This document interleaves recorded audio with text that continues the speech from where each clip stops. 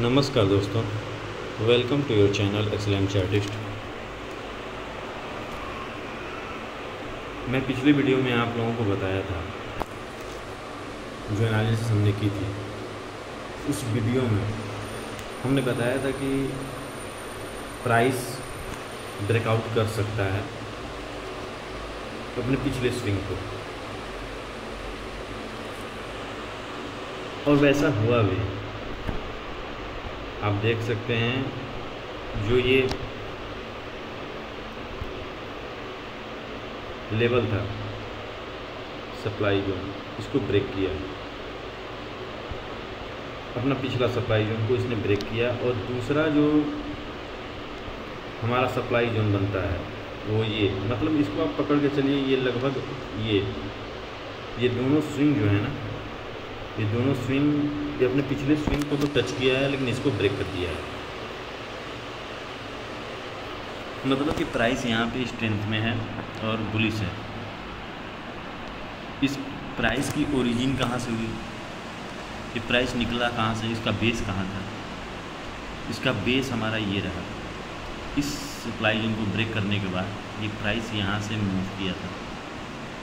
Psychology यहाँ पे क्या है देखिए, समझिए।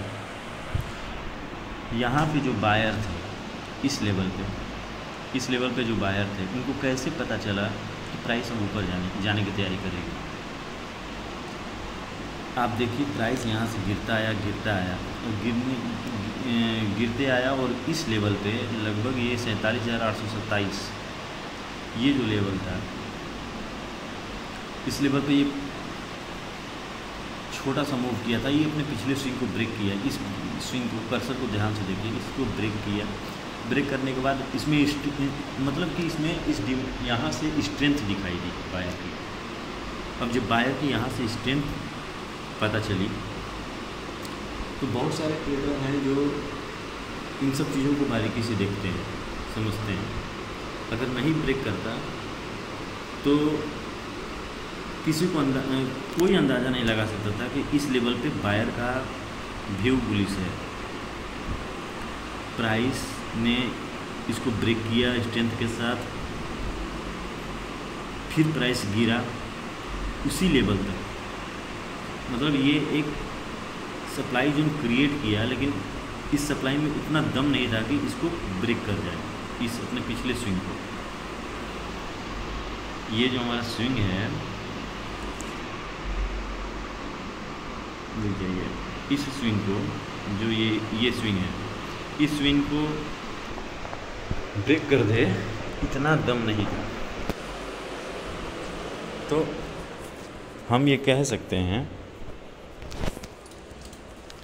कि प्राइस इस ये जो स्विंग है, जहाँ पे आप देख रहे हैं हाईलाइटर को मैं हाईलाइट कर रहा हूँ, इसको यहाँ से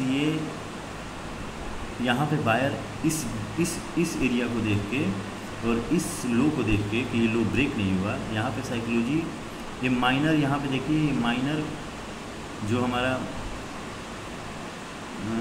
प्राइस यहाँ से प्राइस यहाँ से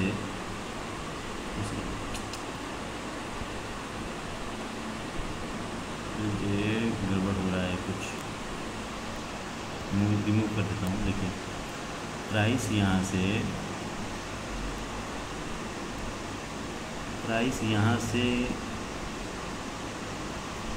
गिरा। प्राइस कभी सीधा नहीं गिरता, वो अपना बेस बनाते हुए गिरता है, और कोशिश उसकी यही रहती है कंफ्यूजन क्रिएट करना। ये देखो, यहाँ पे ऐसे ये ब्रेक किया, ब्रेक करने के बाद प्राइस फिर नीचे आया, यहाँ पे छोटा सा जिग जैग किया और फिर प्राइस नीचे गिरा, लेकिन इस पिछले इसको ब्रेक नहीं किया ये, और ब्रेक नहीं करने के बाद ये फिर प्राइस ऊपर गया। ये माइनर स्विंग को भी हमें ध्यान से देखना पड़ता है। माइनर स्विंग मतलब माइनर स्ट्रक्चर। अब ये ब्रेक नहीं किया, तो यहाँ पे बायर जब ये मूव दिया ना, तो लोग एंट्री किए, और उनकी फर्स्ट टारगेट ये सप्लाई जोन था, और ये भी हो सकता है, बट ये इसको मान के चलो आप, क्योंकि प्राइस यहाँ से गिरा था और अपने पिछले स्विंग को ब्रेक किया था। तो एक ये हुआ, और इस सप्लाई जोन पे जाके प्राइस रुका। आप देख सकते हैं प्राइस यहाँ पे आके रुका। रुकने के बाद देखिए प्राइस गिरा, मतलब कि अब हमारा ब्रेक तो नहीं किया, लेकिन इस माइनर अपने स्विंग को ब्रेक किया, तो हमारा ये सप्लाई कंफर्म हो गया। ठीक, कंफर्म हो गया। फिर प्राइस यहाँ से एक फिर अपना ये लो क्रिएट किया, लेकिन इसको ब्रेक नहीं किया, प्राइस ऊपर चला गया और चलता ही गया ऊपर अपने इस सप्लाई जोन पर। तो प्राइस की छोटी छोटी मूवमेंट भी हमें देखनी पड़ती है। ठीक है, देखिए आप, मैं जूम कर देता हूँ। अब देखिए प्राइस की साइकोलॉजी हमेशा प्राइस डिमांड, अपना माइनर डिमांड हो या मेजर डिमांड हो, उस पर अपनी पहुँचने के बाद वो अपनी साइकोलॉजी को दिखाएगी, और उस साइकोलॉजी को हमें पढ़ना और देखना समझना होता है। हम किसी पर्टिकुलर कैंडल को देख के हम बाई ट्रेड सेल ट्रेड नहीं कर सकते, हमको साइकोलॉजी को समझना पड़ेगा कि प्राइस डिमांड कहाँ बना रहा है, प्राइस सप्लाई कहाँ बना रहा है, माइनर सप्लाई क्या है, माइनर डिमांड क्या है, मेजर डिमांड क्या है, मेजर सप्लाई क्या है। हम इस पर बात करेंगे और डेली मैं स्टॉक और बैंक निफ्टी का वीडियो बनाने की पूरी कोशिश करूँगा। छुट्टी के दिन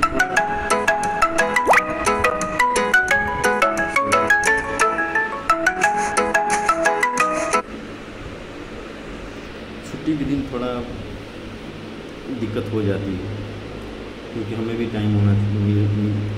मैं भी अपना टाइम मतलब सोचता हूँ थोड़ा रिलैक्स रहूँ, लेकिन फिर भी मैं आप लोगों के लिए प्रॉपर वीडियो बनाता रहूँगा।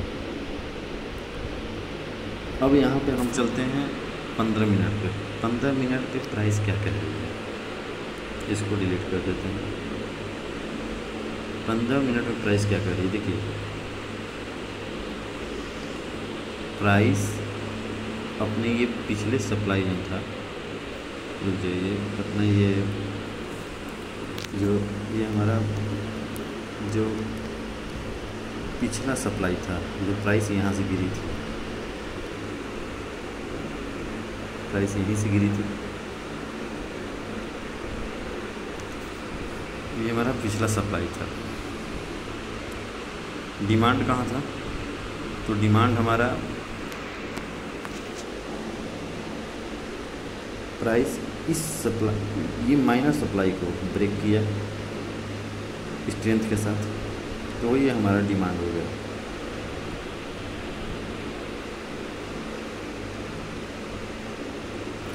अब डिमांड होने के बाद डिमांड हो गया, डिमांड, और उसके बाद देखिए प्राइस जो है ना, प्राइस कभी भी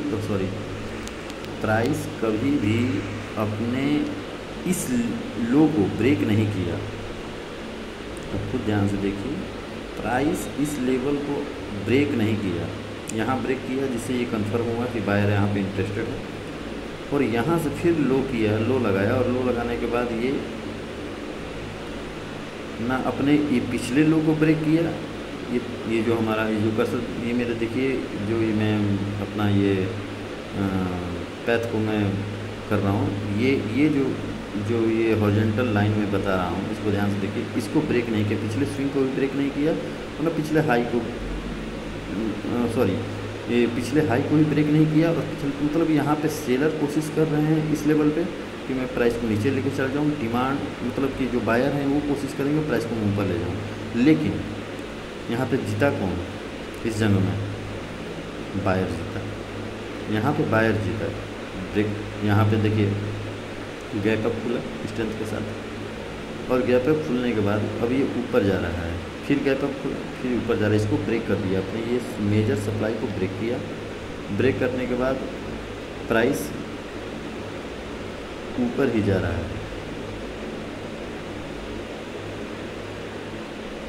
अब यहाँ पे रुका हुआ है, जो मैंने लेवल आपको बताया था डेली टाइम फ्रेम में, उस लेवल पे। और हमारा अब डिमांड यहाँ पे देखिए कि डिमांड हमारा है क्या, हमारा डिमांड एक ये हो गया, और एक हमारा डिमांड है ये लेवल, ये सारे जो लेवल है ना, ये 15 मिनट कैंडल पे, ये हमारा, अब देखो हम किसी को हल्के में नहीं लेंगे, हम सबको ये मान के चलेंगे कि ये हमारा डिमांड एरिया है, क्योंकि प्राइस जब गिरेगा तो इस लेवल पे अपना रिएक्शन दिखाएगा ही दिखाएगा, जो दिखाए वो बात की बात है, लेकिन इस लेवल पे प्राइस रिएक्शन अपना दिखाएगा ही दिखाएगा। ठीक है,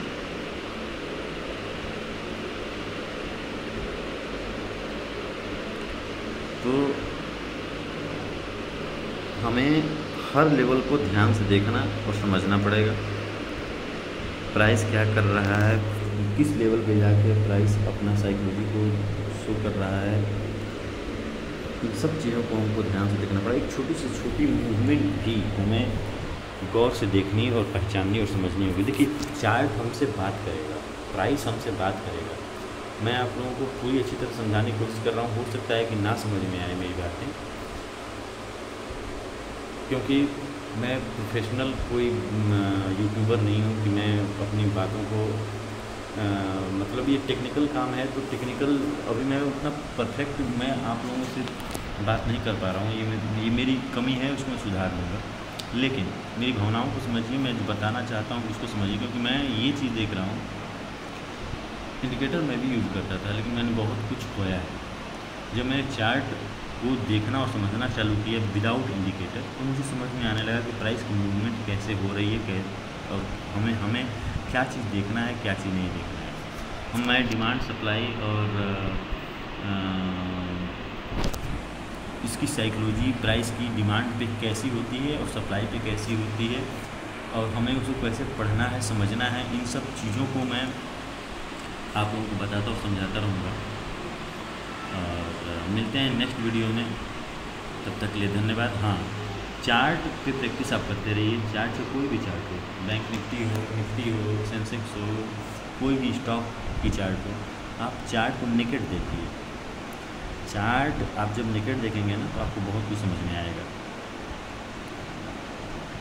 ये कहावत है ना कि करत करत अभ्यास से जड़मत हो सुजान, रसरी आवत जात पे सिल पे पड़त निशान, तो बात हकीकत है। अब देखिए, ये 15 मिनट का चार्ट है, और नेक्स्ट वीडियो में आपको मैं पूरी अच्छी तरह से समझाऊंगा। एक बार 5 मिनट पे भी देख लेते हैं, थोड़ा टाइम लगेगा, वीडियो लंबी हो जाएगी। लेकिन अब देखिए, प्राइस जो मैंने मार्क किया है 15 मिनट पे, वहीं से प्राइस रिएक्ट किया है। ठीक है, अभी प्राइस साइडवेज है, ना वो इस लेवल को ब्रेक कर पा रहा है, ना वो अपने ऊपर के लेवल जो है इसको ब्रेक कर पा रहा है। ब्रेक करने के बाद हमें ये पता चलेगा कि प्राइस क्या करना चाहती है, और जब इस लेवल को, इन सब लेवलों को ब्रेक करने लगेगा ना, तो समझे प्राइस गिरेगा। ठीक है, अगर इसको ब्रेक कर दिया तो ये हमारा लेवल बन जाएगा नेक्स्ट, इसको ब्रेक किया तो ये हमारा लेवल बन जाएगा, इसको ब्रेक किया तो मतलब कि जो भी डिमांड है, जो अभी टेस्ट नहीं हुआ है, उसको टेस्ट कर सकता है। अब प्राइस डिसाइड करेगा कि कौन सा लेवल वीक है और कौन सा लेवल स्ट्रॉन्ग है। हम उस प्राइस को देखते हैं। स्टॉप एंट्री अगर लेते हैं तो स्टॉप लॉस, हमें एंट्री लेने के बाद कोशिश यही करो कि पैसा नुकसान ना हो, स्टॉप लॉस को अपने ट्रेल कर लो, अपने कुछ मूव के बाद अपने एंट्री प्राइस से ऊपर स्टॉप लॉस को, कुछ भी हो, हम बिना ट्रेड लिए भी चार्ट की मूवमेंट को देख के हम समझ सकते हैं। और ये मान के चलो कि हम ट्रेडिंग ही कर रहे हैं। ऑब्जर्व करो प्राइस को, पेपर ट्रेडिंग करो। पेपर ट्रेडिंग के लिए सबसे बढ़िया है आप इस टूल का यूज करो, लॉन्ग और शॉर्ट। जैसे कि लॉन्ग, हम मान लो यहाँ से लॉन्ग लेना चाहते हैं तो हम इसको कर लेंगे विदाउट एंट्री। ठीक है, सेल का अगर देखना है तो सेल का भी हम देख लेंगे ऐसे, जैसे कि यहाँ पे कि प्राइस यहाँ से ऊपर गया, इस लेवल को ब्रेक नहीं किया, नहीं कर पाया, प्राइस नीचे गिरा, नीचे गिरने के बाद हम यहाँ पे सेल ट्रेड ले लेंगे। ठीक है, इन सब चीज़ों को ध्यान से देखना है।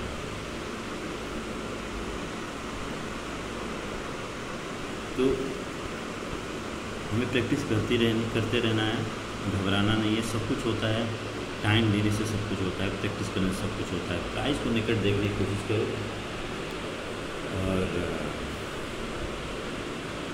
और ज़्यादा कुछ कहने से कोई फ़ायदा नहीं। मैं वीडियो बनाता रहूँगा और आप लोगों को समझाता रहूँगा, धीरे धीरे ही समझ में आएगा। ऐसे तो मतलब एक दिन में कुछ भी नहीं होगा। ओके, तब बाय। आप खुश रहिए, हैप्पी ट्रेडिंग।